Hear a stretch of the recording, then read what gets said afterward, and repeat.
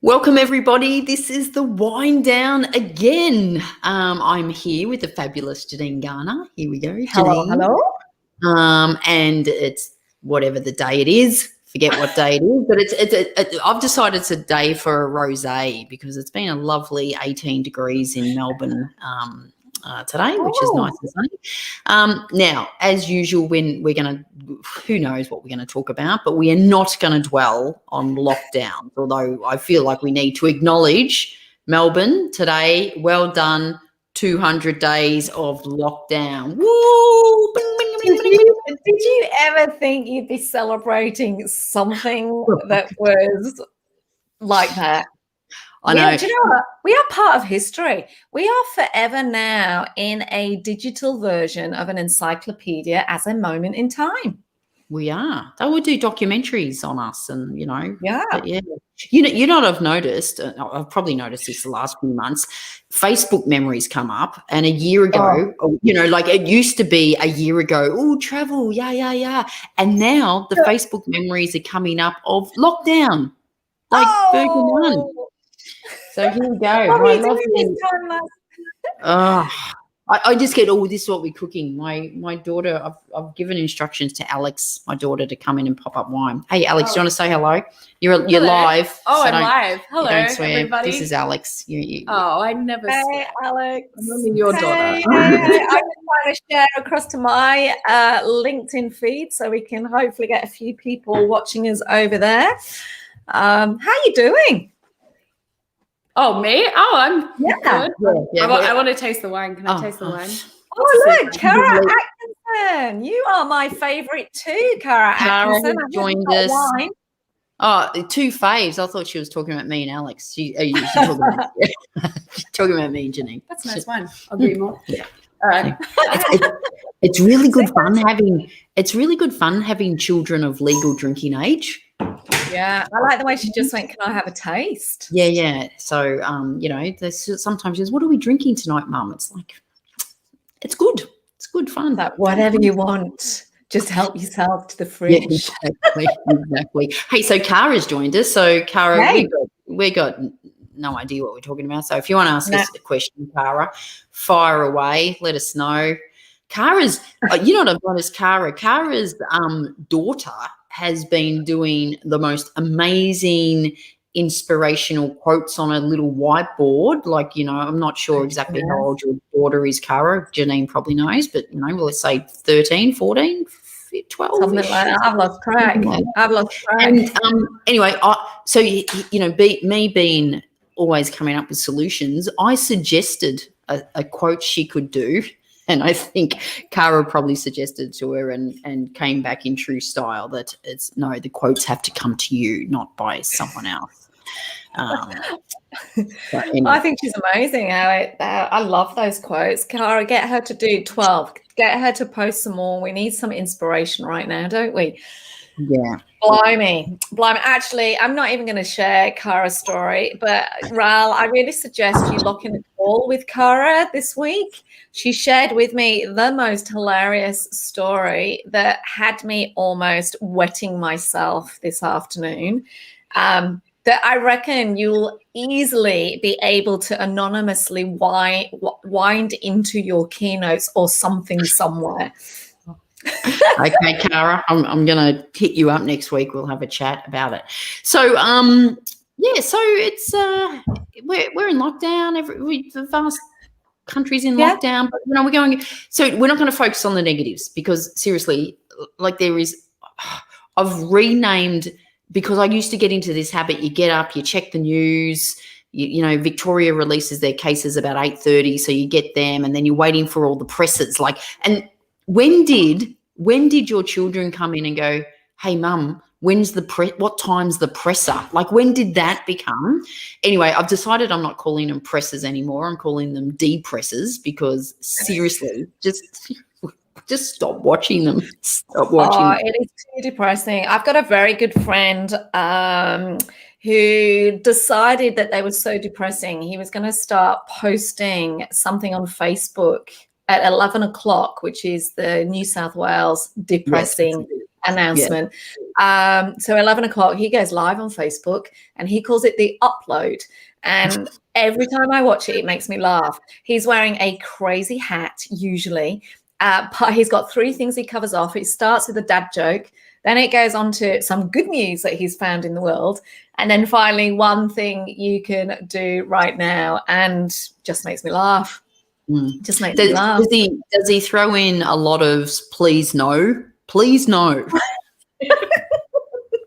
Please no. And jabs in the arm. Jabs in the arm. Jabs in the arm. Hey, you know what I did the other day? And it's like, I get... I'm not being hard on politicians because they do have a pretty tough job, and all of them, and all the state politicians are doing as best they can, I think. But they have these filler words, don't they? Like, please no. And I did a post during the week on bloody Scott Morrison and Mr. Speaker. So this is what I did last week. I had a bit of time on my hands. I watched the entire thing of Question Time, which was 1 hour and 55 minutes. And because I thought, I wonder how many times he actually says it. And I wrote down. So I recorded how long he spoke for and how many times he said Mr. Speaker. So he spoke for just short of 26 minutes. And do you think, tell me, stop me, all right? Stop me when you think I'm close. 1 every 30 seconds. Every time he said Mr. Speaker, right? 1 every 20 seconds. Stop me. This is like beat the bomb competition. I'm going to start. He can't have done it any more than that. 1 every 15 seconds. No way. You think that's it? No, okay, you're out. You're out. I reckon further out. I wasn't playing the game properly. I reckon 1 every 30 seconds. No, well, that would be a lot, but acceptable. Don't know. I'm still going. 1 every 12 seconds. Do you think he says it 1 every 12 seconds? Surely not. No. Okay, what about this? Would it surprise you if I said he says it 1 every 10 seconds on average? Oh, my God. Has he got nothing better to say? Clearly not. Have you heard him speak? Anyway, I would be wrong. It's not 1 every 10 seconds. What is it? 1 every 8 seconds on average. That is just ridiculous. It's comical. Someone wrote it's almost comical. Almost comical. Almost comical. Yeah. So 1 every 8 seconds, he says, Mr. Speaker. Like, it seriously is ridiculous. Like, imagine if we did this now and us having a conversation. Yeah. Let's put a timer on. Just a second. Good question, and Mr. Speaker. And I would like just to say that, Mr. Speaker, that this rosé is probably one of the finest, Mr. Speaker, that I have had, well, let's just say in the last 8 seconds, Mr. Speaker. This is what he says. It's just, like, seriously ridiculous. Well, I've got who we've got online. Who have we got online? Nikki May. Hey, Nikki. Yay! Hi, Nikki. She's there. Anna's obviously. Anna. She's not got seconds on her mind. Look at that. Every 5 seconds. But sometimes it's a weird thing with StreamYard use. We don't actually see who that LinkedIn user. So who's that? Who's that? I'm consciously not watching. It gets depressing. Who just put in chat who you are so we know. LinkedIn user said stop every 5 seconds. Anna, it was so close. Okay. And Robert got it right. Hey, Robert, I think you saw my post, didn't you, Robert? Yeah. Okay. All right. Robert will have done. Robert was here last month too, so it's awesome. I think we might have a bit of a raving fan. Hi, Robert. Hey, Sarah. Okay. Sarah is our LinkedIn user. Where are you from, Sarah? Oh, Liz, my friend from London. Hello. Oh, look, are we going global? We've gone global. Whine Down's gone global.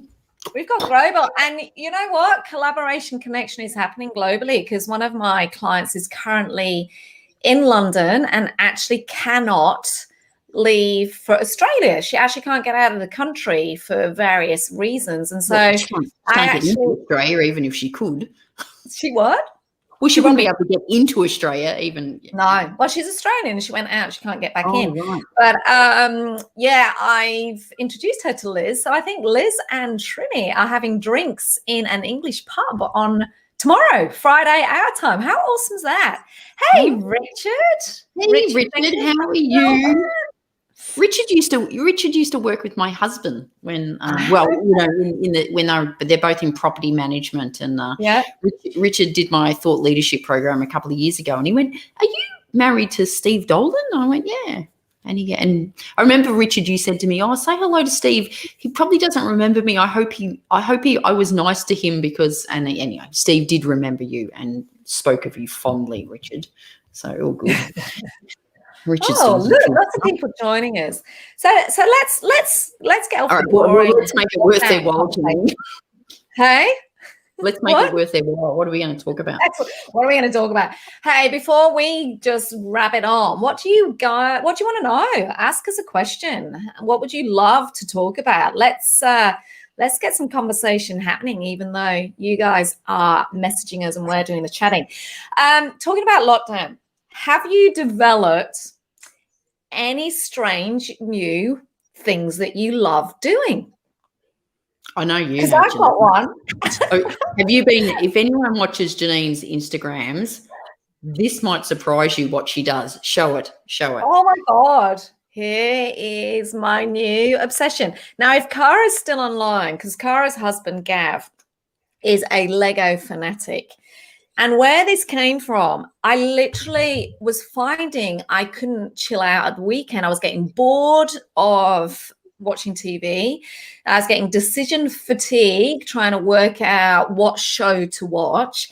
And I just wasn't relaxing and I needed something meditative. So I texted Kara's husband via Kara and said, "What shall I do Lego-wise?" Anyway, I got lost in the Lego online store. By the way, if anyone from Lego is watching, I'm happy to be sponsored. Send me a Lego pack and I'll do it. And I discovered Baby Yoda. Look at that. And it was the best fun that weekend. I think I did this a couple of weekends ago, but I'm now obsessed, Ral. And I literally am currently working on an Adidas shoe, which will probably get done this weekend. And it's costing me a fortune, but I'm loving it. I was just about to say, it's a bloody expensive hobby, Lego, isn't it? I know, but hey, look, isn't he cute? He sits on my desk now. Yeah, that his is head cute. moves and everything. Not bad for Lego. I couldn't do the Lego Masters show thing because I need the instructions. Yeah, I'm not that brilliant that I look at a box of bricks and I turn it into a butterfly. I just have no idea. That reminds me of, we've got a whole heap of Lego that when the kids were younger, and it's stored up in the attic somewhere because I think something like that is something they would pass on to their kids. I reckon we might just get that out this weekend. So let us know what hobby you've taken up. Hey, Todd said, is that the wine I sent from New Zealand? Well, no, but if you did, I hope you're talking to me, not Janine. I haven't received any wine from New Zealand, but I'd be happy to. Well, clearly you've seen Janine and I are open for any, We're desperate. Times are desperate in lockdown. It's fun. Isn't it funny when you get, like, you could clearly afford to pay for something, but when you get it for free, it's like, it's so much more. It's like it's a gift. It means more. So who we got what people are doing. Yeah, Robert's using stories to help our staff through lockdown, please. Good on you, Robert. I hope you learnt that from the best. Yeah, I think he might have done. And I'm looking forward to chatting tomorrow. I'm chatting to Robert tomorrow. Yeah, Baby Yoda is awesome. Okay, Cara. Yeah, okay. I would get the Lego I want to get the Lego typewriter. That is a small fortune, but it looks amazing. Oh yeah, that was Cara's on it. The Lego typewriter. That's a bit weird. Robert suggested the Star Wars Death Star. It's 16 hours. Yes. 16 hours of concentration. Love it. Cara's gone, Robert. Laura, I hope you and Robert know each other. Yes, they do. Oh, they do. Okay, sorry, I thought they were bloody. Cara was going hard. Cara's just adding the human element to our conversation. That will make sense to you next week, Ral, when you chat to her. All right. Do you think lockdown? Okay. So Cara's just gone hard, hanging shit on someone, and now she's asked a serious question. Yeah. So, Cara, I think it has locked down. You know what I've been saying for, I don't know, probably the last year, that for years and years and years, we've all been talking about we need to be more human, we need to bring our whole selves to work and all that stuff. What it's taken is a lockdown and for everyone to be working from home for that to happen. And it's just the conversations that go, I didn't know you had a kid, or I didn't know you had a cat, or, what's the picture of that in your background? And the stories that come out of those, that I reckon it has made us more human. It's like it's the biggest equalizer, isn't it? Like COVID has been the biggest equalizer because it has impacted everyone. It has. And the things that we do in our spare time as a result, for me, it's Lego. Cara, what have you taken up in your spare time? Cara's now trying to back out of what she said. I know she is, because I can't share. It's not my story to share, but this will make sense to you, right, when you chat to her about that. I'm going to find out Cara's story and I'm going to share it. And then I'm going to say an anonymous person told me this. Okay. But if you saw my profile, you'll be able to put the dots together. So Robert, what hobby, what have you taken up apart from managing your team? Cara, what about you? Nikki, what have you taken up doing in I don't know what I'm trying to think of what I've done. I haven't, the big mistake I made. We've got a property at Bermagui, and a lot of my jigsaw puzzles are up there because that's where I have downtime. Yeah, they're all up there. And the last time we went up, I bought some, and then I took them up, and I forgot to bring some down, and I clearly could buy some. Do you know what? I've got a jigsaw puzzle I'm going to send to you because I'm just finding it too hard, but I reckon I'll send it to you. How many pieces? How many pieces? I think it's 1,000, and they're little, but it's a Banksy painting, and it's one of those where it's a Banksy painting. Yeah. Hey, can I tell you something I did with a few friends a few months ago? So Elise, who's she's my friend, but also my executive assistant, she bought a paint and, when you go to these places and paint something and drink. And I love Banksy, so I booked into Paint Your Own Banksy, and there was me and Elise and two other girlfriends of mine. And we went there, and we went out for dinner first, and let's just say we had a lot of wine, sip and paint, and there was a lot of sipping going on. And you do the Banksy, so you do the screen, the cityscape. So you sort of choose any cityscape you want to do, and they show you how to do it. And I just come back from Uluru, so I did Uluru first of all instead of a cityscape. I was just doing it, and then drinking more and more, and then I decided that I would have a lot of texture on mine. So I'm making the paint really thick, and I'm doing blobs everywhere.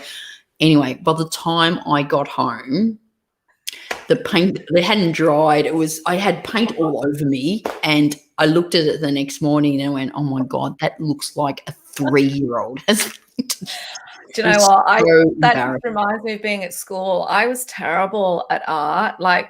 I literally just can still remember my paintings had so much paint on them that I couldn't even roll them. They would crack. And it was for that very same thing. I just splodged stuff on, and they were awful. Oh my God, no. And when you've had too many good, and you think, oh, that looks amazing. It's so creative. You think you're really funny, and you think you're a great dancer, and clearly you think you're a good painter.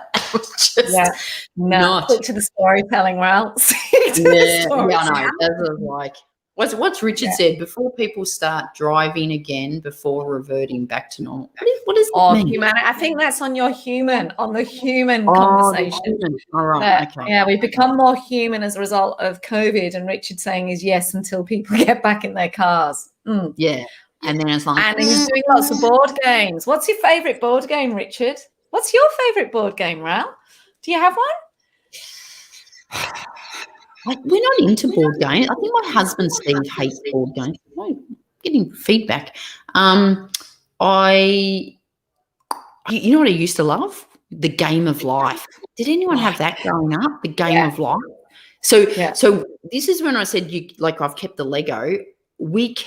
I kept all our board games, and I think when Mum was getting rid of them, I took them. So I've now taken them to Bermagui. Like everything goes to Bermagui. But I've got the board game from the Game of Life that I would have been playing when I was 15. So it's like, well, close to 40 years old, and the kids play it, which is cool. It's so good. That's such a good game. Such a good game. My favourite at the moment is Bananagrams. Have you played that? It's not a board game. No, I haven't played it, but I know about it. Yeah. You've got to have played like Monopoly. Like I reckon every man and his dog has got Monopoly out. We used to play Monopoly growing up. The game would go for days, days. And I remember my brother, he would always, like when he had to hand over money, he would give it to you and then scrunch it up. So it was all I still remember that. Isn't it funny this stuff? Or everything starts off really calmly, and then depending on who buys which bit of the board game, it literally kicks off. Like all hell breaks loose. We've got the Australia version. I was going to say my kids play Monopoly, again at Bermagui when they. Yeah. Oh, when are you going to go back? Oh, Go for Broke, Liz. Is that a board game? I wish we could unmute people like you can in Zoom and just bring them into the conversation. That would be awesome. Yeah. Wouldn't it? Maybe nobody would speak. So, Liz, is Go for Broke a board game? I'm assuming it is. I'm assuming it's a board game. Oh, God. The other thing I thought of the other day, Janine, that I thought we could have a little bit of a chat about is because I like coffee. I wouldn't say I'm a coffee, but I drink probably 2 or 3 coffees a day. I don't like it really, really strong. I used to actually always have weak lattes until I just found it embarrassing. So I just have normal lattes. But that's my like daughter, hot milk, coffee flavored hot milk, isn't it? Yeah. I remember I had a coffee once and I ordered a weak latte, and the person next to me said, well, that's a complete waste of time. And then she ordered a double decaf, and I went, hello? Don't bloody hang it on me for ordering a weak latte and you order a double decaf. Anyway, Jess made a tiramisu during the week, and I put it on Instagram going, I hate tiramisu. It is like the most vomit disgusting thing, and people go, how could you hate tiramisu? And do you drink? And I drink coffee, but I hate tiramisu because I hate the taste of coffee, like eating coffee. And someone even said, well, what about espressos martinis? You don't eat them, you drink. I go, no, I hate them as well. So how can I hate the taste of coffee, but I drink coffee. I don't know what's going on with that. Like coffee flavoured chocolate. You get those horrible, because I'm just like the chocolates that are filled with coffee flavouring. No. Even Steve had a coffee flavoured beer the other day, and he goes, have a taste. And it was part of me went, well, that was a bit weird. But then I thought, listen, there's a lot of things, irony. Like I'm a massive extrovert, but we've been talking about jigsaw puzzles. I could easily spend all day, like 8-12 hours sitting there by myself doing a jigsaw puzzle. Yeah. So do you have any of those? Well, I think the biggest irony is I'm apparently a global thought leader in networking, and I've written a best-selling book on networking, and I don't go to networking events because my whole approach to networking is about deeper connections and one-on-one. And I always have a little giggle at myself about that. I reckon that's actually a good irony, because the reason you are an expert in networking is because you've rebelled against that stupid, ridiculous concept of networking, going to networking events, and you're all about the deeper connection. So it probably, on the surface, it seems like irony, but when you scratch it, you go, no, actually, that's why you're an expert in it, because you're going, no, we're not doing irony. It's like it's like accountants that don't do their tax returns, isn't it? Or builders like that don't finish their house. Like, what is the painter's house is never painted. Yeah. Oh, this is a great conversation. If you're listening in, I'd love to know what irony do you have? What are you, like Ral was saying that she loves a cup of coffee but hates coffee flavor. And you know what? I hate doing housework. Like, does my head in. But I love doing the clothes washing. I love the whole strategy of washing, hanging it out. And so my thing is doing the washing without using a dryer. I think using a dryer is cheating. And then we've got this clothesline that doesn't get full sun. It gets sort of full sun in summer, but not in winter. So you've got to do all strategic of how you do it. And hilarious. And with Steve's work clothes, I just hang them over the pool fence because that gets full sun. And I just that keeps me seriously entertained all day. Our life has got so boring in lockdown. No, but this is forever. I'm not talking, lockdown. Is that the same as you hate like I hate gardening, but I like sitting in a garden? I hate cooking. So I hate weeding the garden, but if I'm on my veggie garden, I could spend hours just picking out the little weeds around a little pathetic little basil plant or something. Oh, Anna's put a good one. Share Anna's there. Okay, hang on. What's Richard going? Never know when you can. Oh, he's talking about his snakes and ladders. Oh, the snakes and ladders. Yeah. Okay. Cool. Yeah. Okay. Okay. Someone like Katie, love it. I don't know what you're loving, but all good. I hear it. I eat bacon, but won't eat any other pork meat. Go figure. Hey, Anna, that reminds me of the Simpson episode from a long time ago because I haven't watched Simpsons. And Homer says to Lisa, "I'm not eating pig again." And she goes, "What? So you're not eating bacon or pork chops or ham?" And he goes, "Oh, as if you're talking about what, some magical animal that produces all that." Very funny. Oh dear, I love that. That's a very good one. Very good one. So has anyone got any questions for us? Fire away if you do. Or what do you want us to talk about? And just on that, bacon doesn't count. Like, so Alex tries to convince us to eat less meat, but she says chorizo doesn't count.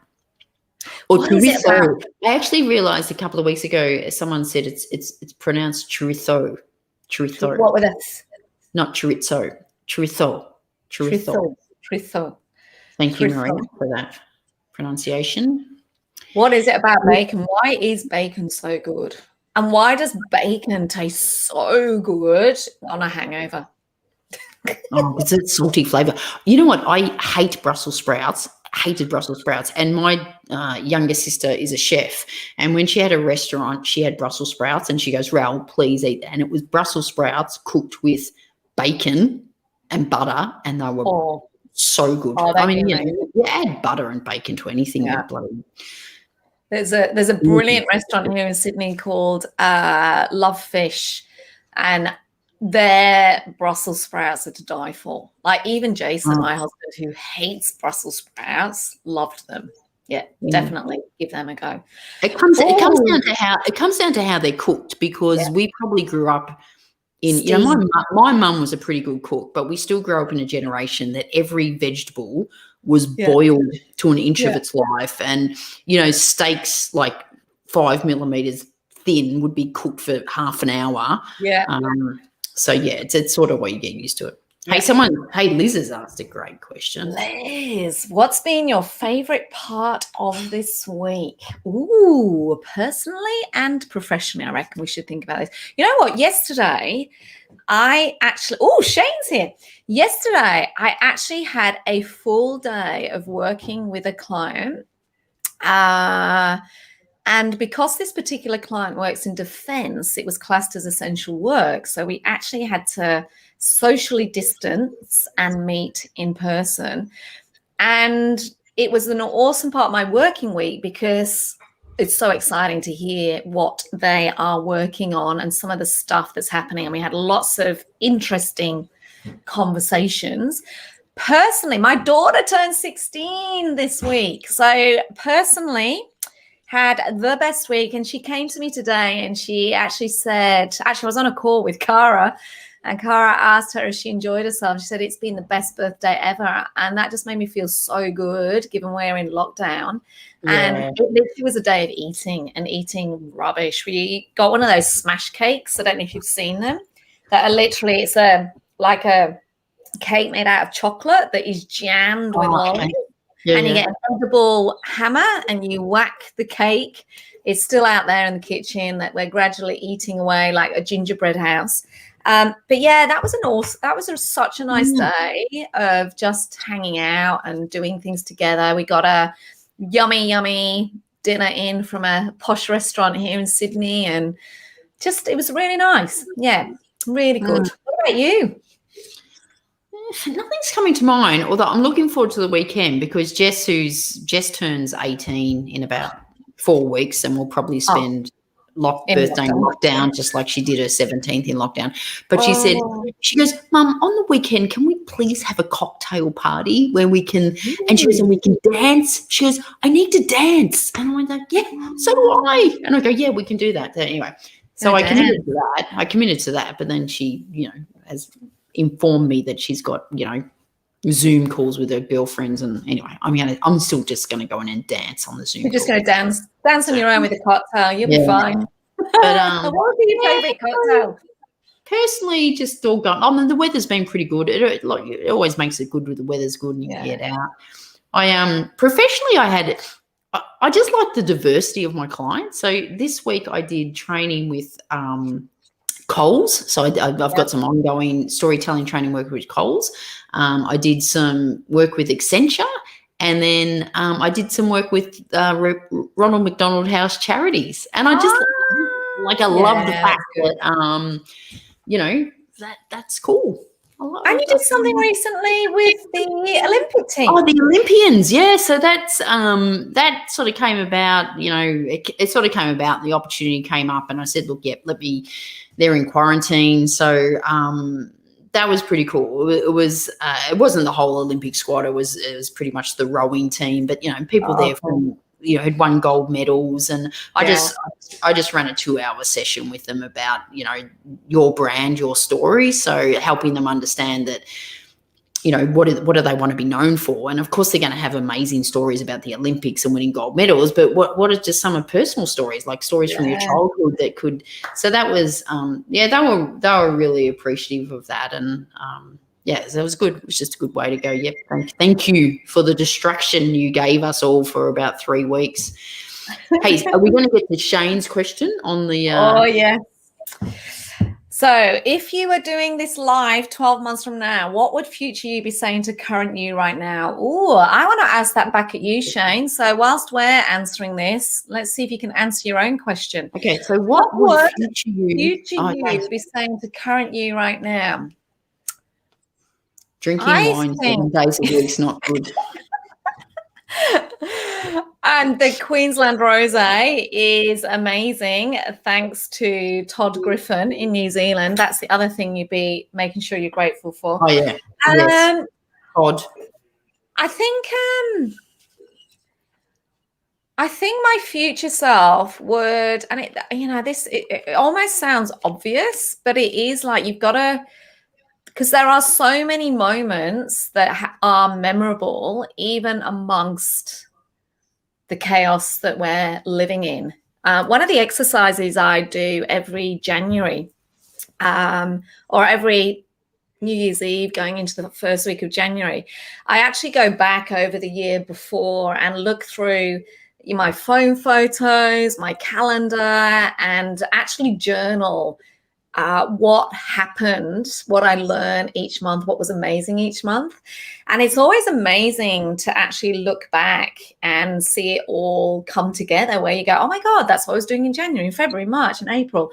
And I think the same we almost need to do with this, because when I think back to April last year, when COVID had first sort of started to make a bit of an impact here in Australia, my youngest, we had a stay-at-home birthday party, the first one, And we actually, the memory of that is we ended up having a whole day of old-fashioned party games like, pin the tail on the donkey, so you can squash the balloon, and we had a scoring system for the, first, second, third, and whoever came last at the end of that got a pie in the face, and that actually happened to be me.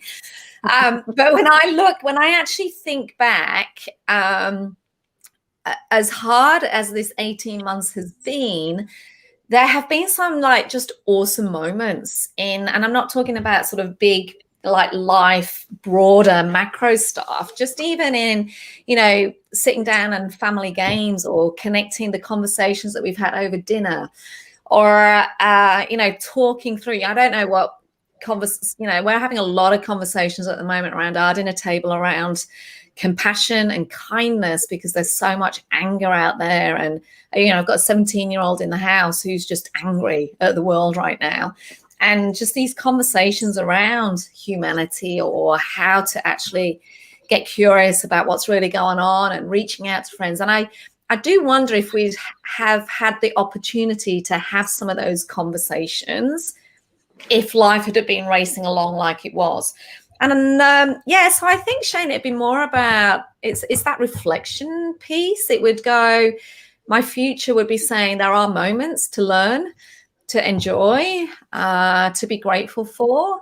The friendships and support network that has got stronger, and equally those people or those moments where you start realizing, actually, maybe I don't want to go back there. So for me, it would be that. Quite sort of deep and meaningful, I suppose, for a 6:30 on a Thursday night. Yeah. What about you? Well, I'll tell you what I hope I'm not saying to myself, like my future self is not. I hope what I'm not saying is, and you thought you'd be out of here by November?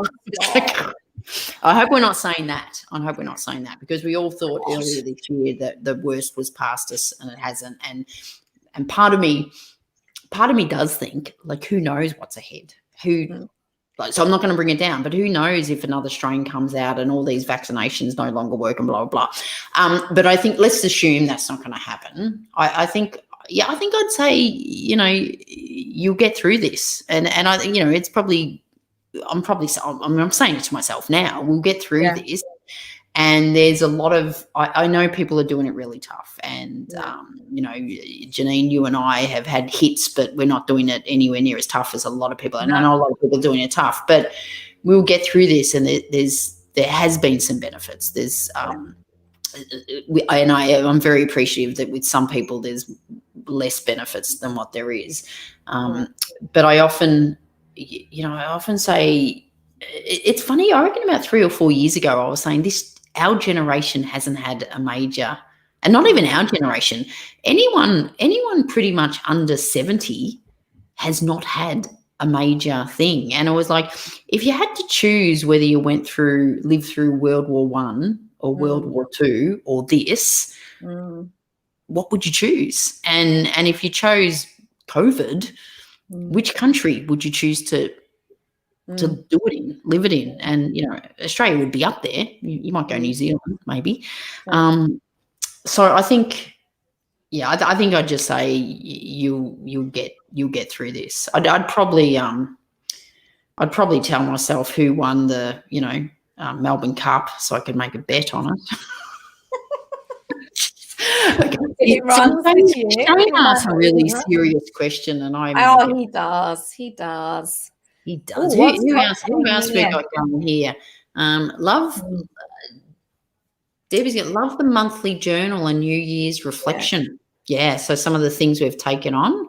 That was that. If you check out my Instagram profile, you'll see 2020 in reflection.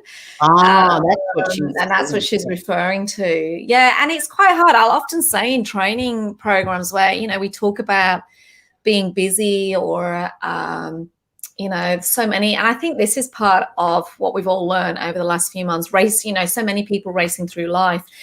And I'll often challenge executives to do the same in work. I'll go, okay, let's think about the 6 months. Let's think about January to August.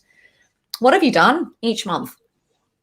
And this realization of they've done a lot of work and projects and answered a lot of emails, but what have you really done is quite an interesting reflection point, because you don't get this time back. And I think, we spend so long planning out work, planning out projects, that we actually forget to plan out, what do you want to change in yourself over 12 months? And it's worth looking back to think about each month what you've done, what's different, what you've learned, to actually go, was this a good year? Was this a year I can work better? Yeah, love it. Kate asked, what did you learn this week? Interesting, Kate. Last night over dinner, because we sit down, I think it was last night. Who knows what day it is? We were sitting down for dinner, and so normally when we sit down for dinner and go, how was your day? And what are you doing tomorrow? Which sort of go, now it's like it's almost comical to go, how was your day and what are you doing tomorrow? I'm like, nothing. But Jessie's in final year of school, and she goes, what I learnt today in biology, that we all came from fish, and then we turned into blah, and then we turned into mammals, and then mammals in like whales turned back. We came from the ocean, and then mammal and whales went back to the ocean. And the closest associated animal to whales is the hippopotamus, because they're sort of mammals that live underwater. And I'm like, wow. And then I said to them, right, you do school, Jessie, every day, and Alex goes uni. I go, you need to come at dinner time with a fun fact, and teach us. And good luck with that. I ask my kids that, and they go, nothing. Oh, what did you learn today? Nothing. How was it? Boring. Oh, brilliant. Debbie's got herself a glass of wine. Debbie, you need to get some of the wine from New Zealand that Todd keeps sharing with us. I'm going to show you this again. Todd, what is that, ladies? We have a wine in New Zealand the world wants. All right, well, What is it? Tell us what it is and bloody get it on the way, mate. Todd was also here last month as well, which is awesome. Yeah. What have we got? I'm going. I know. God, Todd, I keep showing you that comment up. I pour myself a vino now. Okay, Debbie, well done. Get with the game. It's not called the Whine Down for nothing. All right, what do we got here, Robert? As a family, we do rose and thorn at dinner. What was your? Oh, that's nice. Oh, I like that. We do sometimes. What are you looking? What was the? I keep saying we do this at Bermagui, and it's now made me realise, why do I only do these things at Bermagui? Why don't I do it? But one of the things we do at Bermagui, we nominate a person every night, because we share it with another family, so it's normally not just us. It's what was the highlight, what was the one thing you loved today, and what's the one thing you're looking forward to tomorrow. So that could be a good I like thing. that. But rose and thorn. Yeah. That's like a Spanx lady, and I can't remember her name off the top of my head. Oh, goodness, help me here, somebody. And she talked about, as she was growing up, her dad at the table would ask the question, what have you failed at today? And she actually shares that she believes that is the very thing that has driven her entrepreneurial spirit, and why she's managed to build this incredible company, because she is not afraid of failure, because it became such a talked about thing at the dinner table, which is quite interesting, right? Quite interesting. And isn't that an amazing thing that would drive entrepreneurs, because it was because so many people see failure as a negative, but what her parents probably taught her, if you're not failing at something, you're just not bloody trying hard enough. It's sort of like when you go skiing and people go, I didn't fall over today. I was like, well, you just didn't try hard enough. Yeah. If you go skiing and don't fall over, you're just staying in your comfort zone, aren't you? And it's like, it's the same with, it's the same when running a practice or doing stuff. Well, if you don't fail at something, you're just not trying enough ideas. So that's quite cool. interesting about that. I remember, Sarah Blakely. That's right, Liz. I remember a few years ago.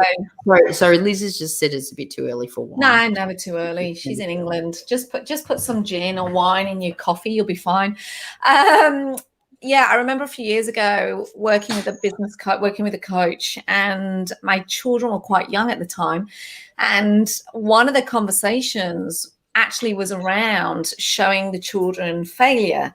And I remember her saying to me, it was this moment of, oh my God, because she said, you know, you and your husband, you've got great jobs, or you talk about is the wins and the successes.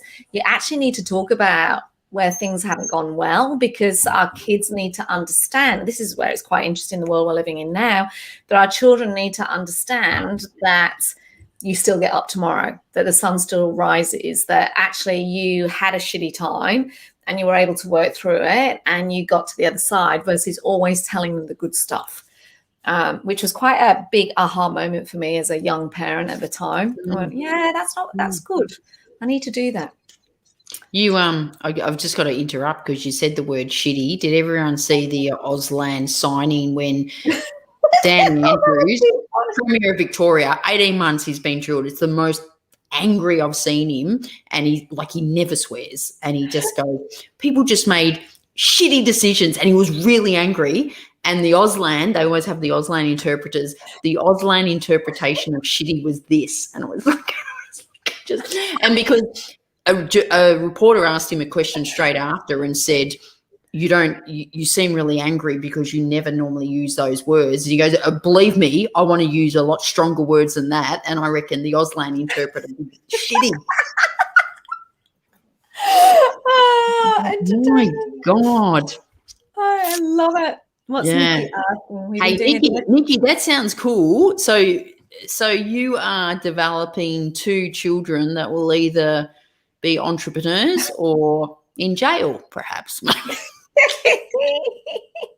As she said, extremely good liars. I love it. I love it. Where'd they get that from, Nikki? Does the apple fall far from the tree? I don't know. No, Nikki, you'd be. I reckon Nikki would be a terrible liar because she's so beautiful. What else have we got here? Right, what is that? What's going on here? Don't forget bacteria. What is that? I have no idea, Todd. What are you trying? Todd, Todd must be talking about wine. Todd, I swear to God, if I do not get a shipment of your wine between now and next Whine Down, I'm going to block you from there. Okay. The scariest wave surf analogy you chose today will be the most memorable. Ooh, that's a very big deep, isn't it? Yeah. A life lived in fear is a life half lived. What's good. The scariest thing you ever did? Can you remember that now you just don't even think about? Yes, I can remember the scariest thing I ever did. So we were in Turkey on a holiday, and we were there with friends, but I had other friends that were also just coincidentally in Turkey, and we sort of kept swapping. And he had signed up to do like jumping off a mountain on a hang glider thing, and it had to get cancelled for bad weather. And he was going to do it again. And I was there, and I go, I'll do it with you, right? Anyway, so I did it and he did it. And Steve was not happy I was doing it. But anyway, I did it. And we had to drive up this mountain, and we're driving up this mountain like the guy was driving so fast, and he was fagging away on his cigarettes, and he kept trying to light a cigarette, and he was reaching for his cigarettes, and while he driving up this mountain so fast, and it's just a sheer drop, and he's driving like an idiot.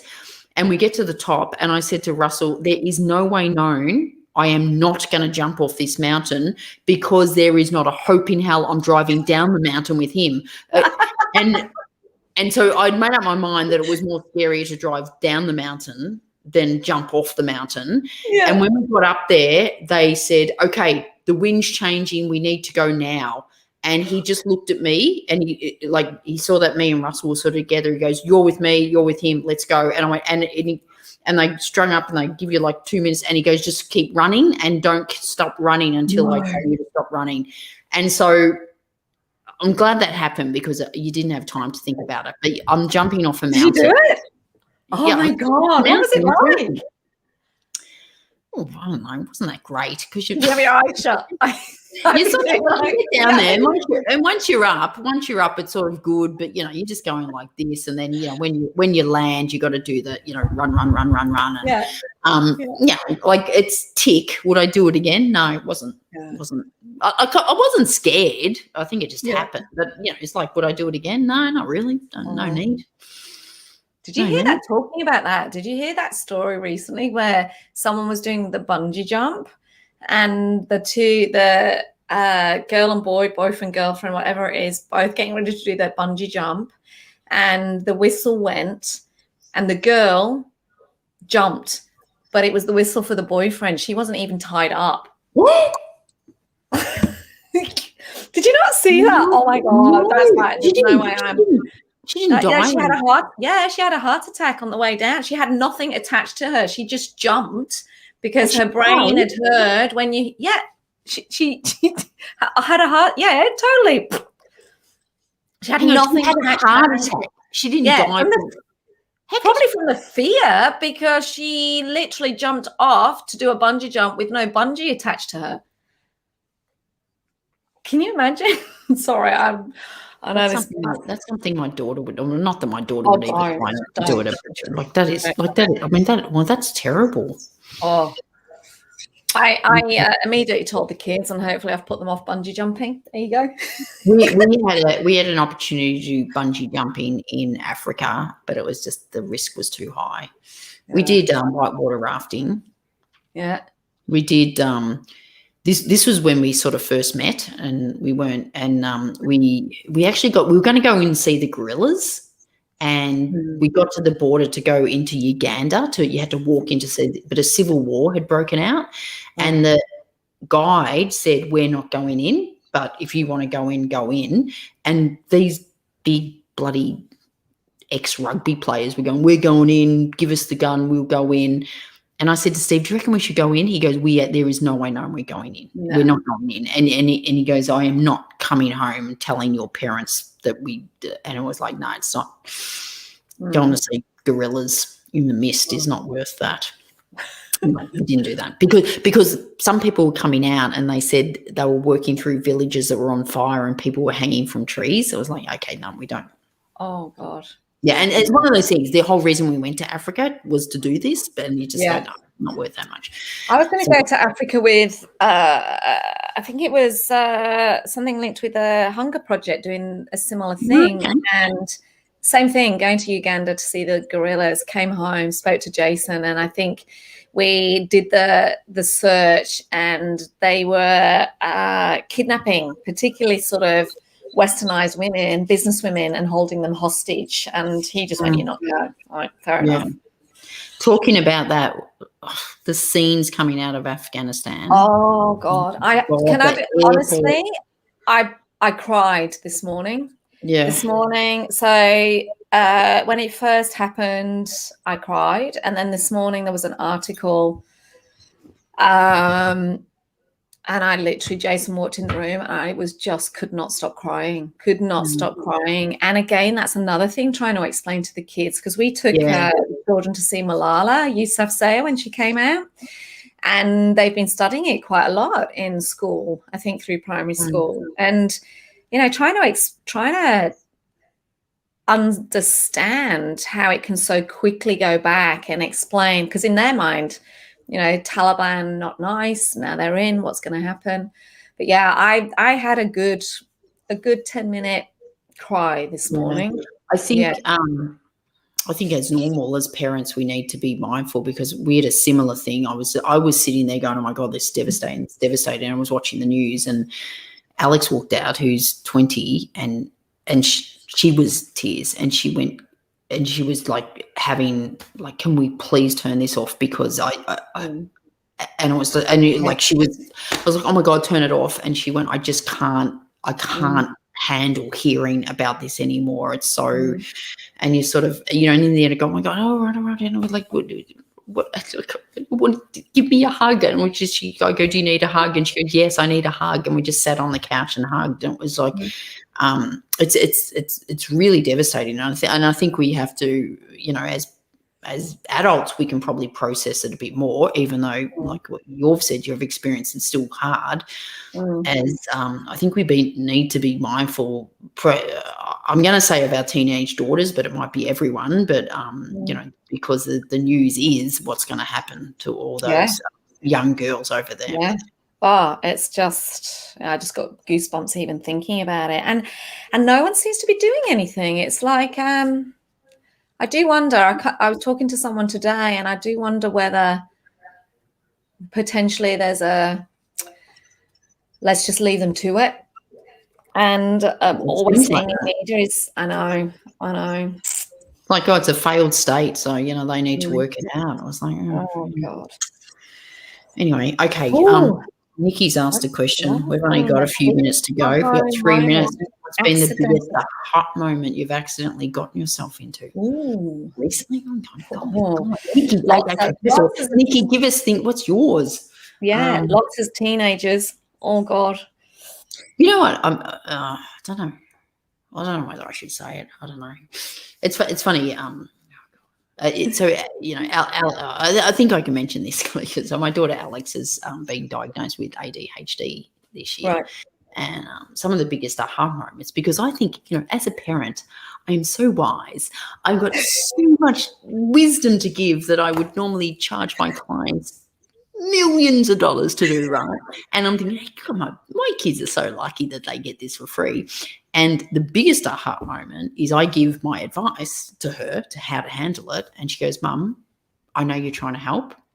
Not useful for someone that has ADHD. So it's this realization that every bit of unbelievable practical advice I could give her is no longer relevant. And and so what I've had to learn, the biggest thing I've had to learn is just to not give advice and to listen. Because my advice. It's not only not, this is what I've realized because I've been reading a lot of books on it. It's not only not helpful, it's actually harmful and insulting almost. And so you just sort of go, okay, and you know how hard it is for me to shut up and not give advice and just hug. Like that's my. Do you need a hug? It was like, okay, do you get the? I'm not a client now. Can you just stop giving me your motivational speech? Yeah. So I used to get that all the time. Mum, you're not at work. Oh, well, clearly I'm not at work because at work people listen to me and pay for it. So I've done that for years, but now it's like it's realizing that what my practical advice is extremely unpractical and harmful. So anyway, that's been a big aha moment that I've had in probably the last month actually. I reckon I'm trying to work out what Todd's doing. He's busy. Todd's going. My rude jokes are being blocked. Is that the? Let's Australia play rugby union. Well, we try. I'm in Melbourne. I don't even know play AFL. We try, and I've got a family of rugby union players, fanatics, loves, and let me tell you, they weren't very happy last weekend. So hats off to the All Blacks is all I'll say. Todd, we weren't very happy. Listening I remember I did work in New Zealand, and it was at oh my God, what's the park where they play? The stadium where they play? Oh, I don't know. I should know. Is it Hyde Park or no? Anyway, Todd, what's the famous stadium? And anyway, I was doing a session there, and it was there, so it was pretty cool. And I was doing this story, and at the end, like the CEO, he's like going, and he's like trying to hang shit on me that we're not any good at rugby, and I'm just going, like, I'm from Melbourne. I don't even know or care. Eden Park. Hey, Liz, from London. It was like I don't even know or care about rugby, and they were trying to like wind me up, and it was just like water off a duck's back because I'm going, and they'd say something, is that good or bad? I don't know, but Eden. Isn't that ironic? The woman from London gives us the answer. Yeah, but she's Todd, just where are got you? up. She's probably had like the biggest shot of caffeine, right, Liz? You're like ready to take on the day. We're winding down or whining down. We're winding down. We're not whining. It's past our time. Do we need to go, or do we keep going? Oh, we can keep going for another few minutes. Can you just like what? I'm glad Robert's letting me know he's done his homework. Look, did you see Robert's? Robert. Okay. Robert's listening to one of my pink sheets for tomorrow. Listening is one of my pink sheets for tomorrow, Janine. Okay. Well, good. Okay. He's got some homework done. Brilliant. Here we got here. My husband is a Kiwi. Okay, Liz, that's right. There you go. All good. What's Todd? What's Todd? Love Aussie lassies.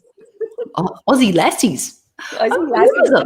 When was the last time you called a lassie? Well, to me, it's because I'm from England originally, Todd. I'm from Yorkshire, so lassie. Just in case you hadn't noticed. Some people don't. Some people stupid. I don't know. But yeah, my friends in England don't think that I talk with an Aussie accent now. I obviously don't think I do. When I went out to I used to work for Ralph Lauren, and I'd go to New York twice a year and have to present to Ralph Lauren. And I'll never forget turning up and doing a presentation. And he literally stopped and he went, "You Aussies are so funny." And I'm going, "I'm not Aussie. I'm from England." Hey, I was watching. Yeah, thanks, Liz. Liz. But I was watching an interview with Nicole Kidman last night. I was on The Project. I don't know if you saw it. And she's just produced, you know how she produces Liana Marietta, novels. She's just produced and starred in 9 Perfect Strangers. And it was filmed, they got all these American actors in, and it was filmed in Byron Bay. And she said that the character she played was so complex that she stayed in character for the entire, I think it was 5 months. So all the American actors came in and she was in character playing this like Russian freaking crazy nutter woman. Yeah.